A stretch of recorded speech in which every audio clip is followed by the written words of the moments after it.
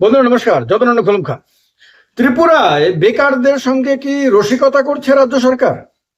রাজ্য সরকার বা সরকারের কর্তা ব্যক্তিরা অন্য রাজ্যে গিয়ে যেখানে চাকুরি সংকটের কথা বলছেন, অন্য রাজ্যে গিয়ে প্রচার করতে গিয়ে যেখানে বলা হচ্ছে অন্য রাজ্যে বেকারদের সঙ্গে অন্যায় করা হচ্ছে, সেখানে ত্রিপুরা রাজ্যের মধ্যে কি বিজেপি, তিপ্রামথা এবং আইপিএফটির সরকার বেকারদের সঙ্গে মজা করছে?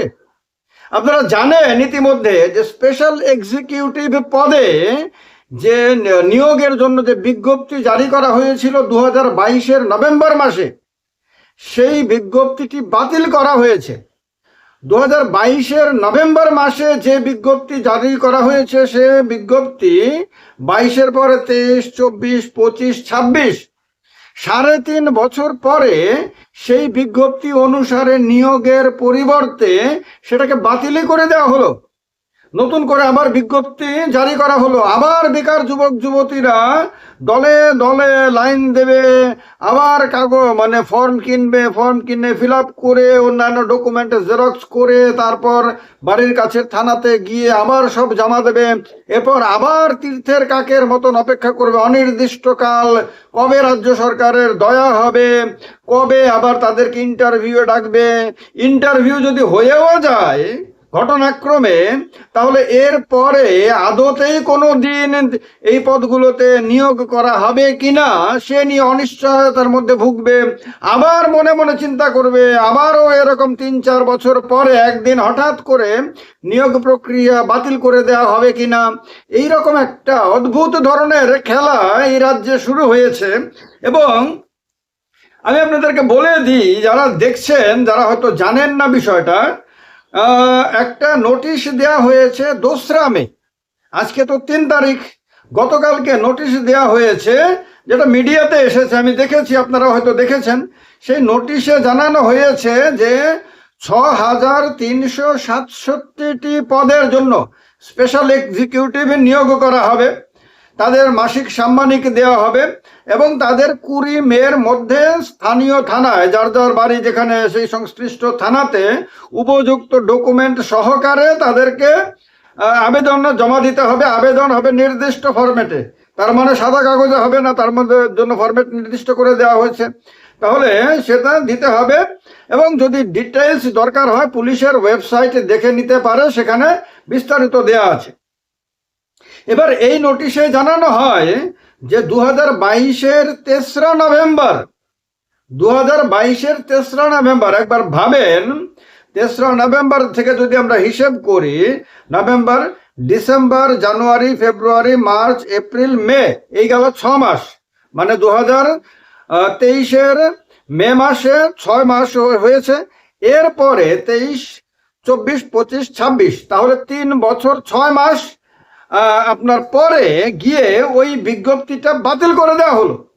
এই সময়ে হাজার হাজার ছেলে মেয়ে বেকারত্বের জ্বালা ঘুচিয়ে একটু আরামে, একটু নিরাপদ জীবনযাপন করার আশায় যারা আবেদন করেছিল, যাদের আবেদনের পরে কারোর নাকি পরীক্ষাও নেওয়া হয়েছিল, সাক্ষাৎকার ইত্যাদি নেওয়া হয়েছিল, যারা আশা করে বসেছিল যে তাদের বাড়িতে হয়তো একটা চিঠি আসবে সরকারের তরফে, যেখানে বলা হবে যে তুমি কাজে যোগ দাও, এবং তারপর তারা কাজে যোগ দিয়ে মাসে পরিশ্রমের বিনিময়ে এই মাসে একটা নির্দিষ্ট পরিমাণ অ্যামাউন্ট তারা রোজগার করবে, যেটা জানা গেছে যে 13,000 টাকা করে নাকি তাদের দেওয়ার কথা। সেই অপেক্ষা করতে করতে শেষ পর্যন্ত তারা একটা নোটিশ পেল।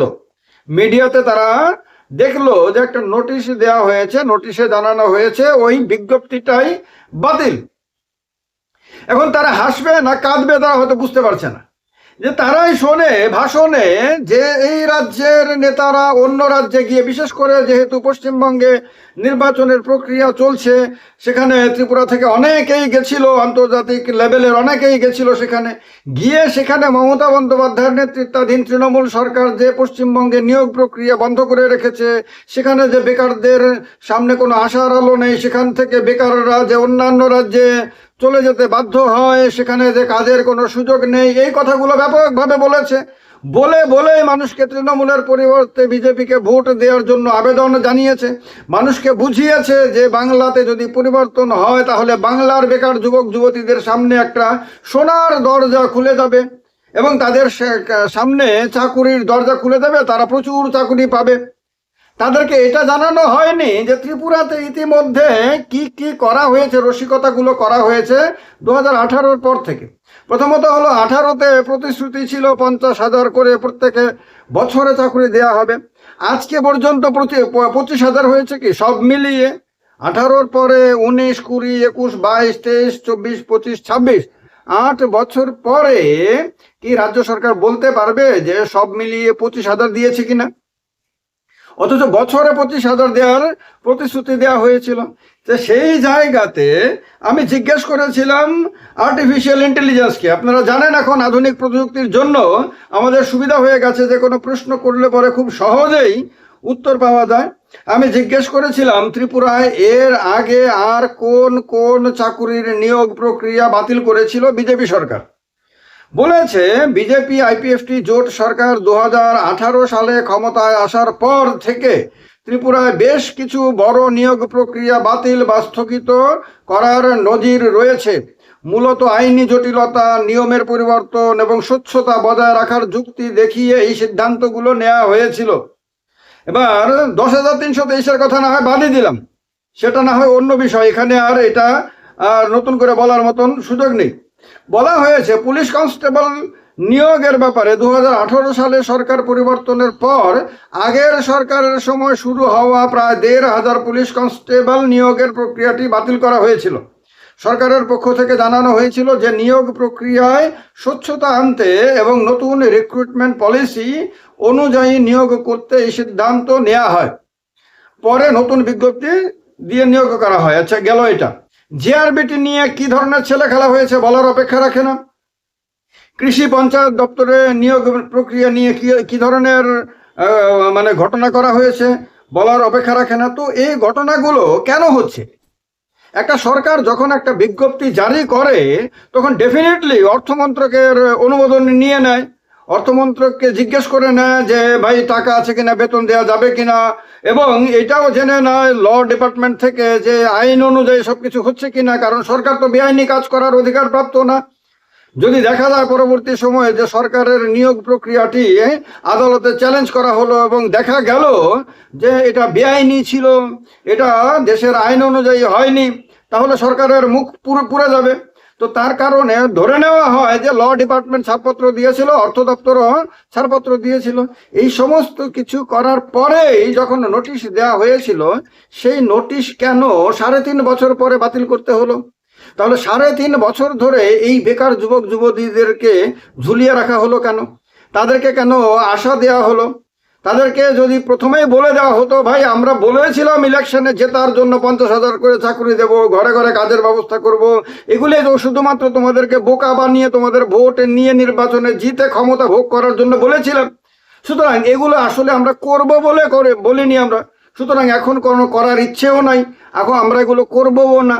আমরা এখন ক্ষমতা ভোগ করব, তোমাদের নিজের রোজগারের ব্যবস্থা নিজেদেরই করতে হবে, এ কথা বলে দিলে হয়ে যেত।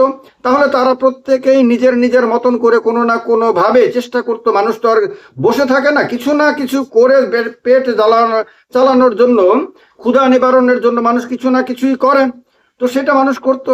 মানুষকে আশা দেওয়া হয়েছে, আবেদন করতে বলা হয়েছে, আবেদন করার পরে তাদের কোনো কোনো ক্ষেত্রে তাদের সাক্ষাৎকারও নেওয়া হয়েছে, তাদেরকে অপেক্ষা করতে বলা হয়েছে, তারা অপেক্ষা করেছে। আর অপেক্ষাও 1-2 দিন না, আরে 3 বছর যদি অপেক্ষা করতে হয়। অনেকের নাকি বিয়ে ইত্যাদি নাকি ভেঙে যায়, অনেকের নাকি সংসার ভেঙে যায় অত লম্বা সময় যদি অপেক্ষা করতে হয়।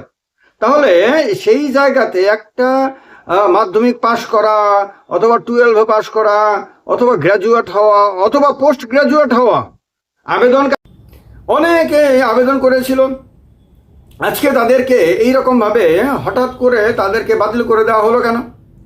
এই প্রক্রিয়াকে এইভাবে মাঝপথে বাতিল করে দেওয়া হলো কেন? সরকার কিন্তু জানায়নি। ওই নোটিশে কিন্তু আমি দেখেছি মিডিয়াতে, সেই নোটিশে কিন্তু বলা হয়নি কেন পুরনো নোটিশটা বাতিল করা হয়েছে। তাহলে এ খামখেয়ালিপূর্ণ সিদ্ধান্ত না? তাহলে অনেকে যে বলে যে রাজ্যে সরকার আদতেই আছে কি না সেটা বরং একটা বড় প্রশ্ন। কেউ কেউ বলে এটা বাচ্চাদের খেলনাবাটির মতন একটা সরকার চলছে, মানে আনন্দ খেলনা টাল্লার মতন একটা অবস্থা চালানো হচ্ছে। যদি সিরিয়াস হতো, রাজনৈতিকভাবে প্রশাসনিকভাবে সম্পূর্ণ ব্যবস্থার মধ্যে যদি একটা সরকার সিরিয়াস হতো, তাহলে সরকার এরকম সিদ্ধান্তও নেয় না, আর এরকম সিদ্ধান্ত মাঝপথে বাতিলও করে না।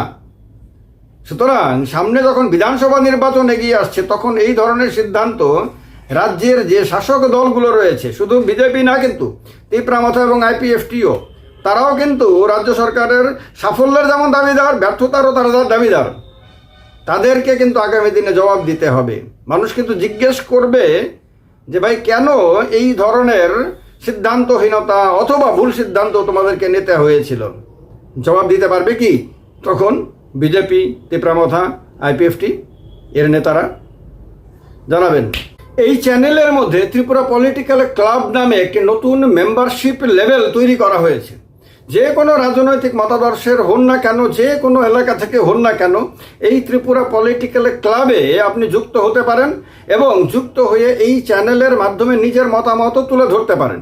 যারা এই ত্রিপুরা পলিটিক্যাল ক্লাবের সদস্য হবেন, এই আপনার ডেসক্রিপশনে এবং কমেন্ট বক্সে দেওয়া লিঙ্কে ক্লিক করে তারা এই চ্যানেলের মাধ্যমে নিজেদের ত্রিপুরা রাজ্যের বিভিন্ন রাজনৈতিক বিষয়ে মতামত প্রকাশ করতে পারবেন। তাদের জন্য সেই সুবিধা দেওয়া হবে এবং শুধুমাত্র মেম্বারদের সঙ্গে বিশেষ লাইভ প্রোগ্রামেরও আলোচনা করা হবে, বিশেষ লাইভ ডিসকাশনও হবে, পলিটিক্যাল ডিসকাশন হবে, তাতে অংশগ্রহণ করতে পারবেন।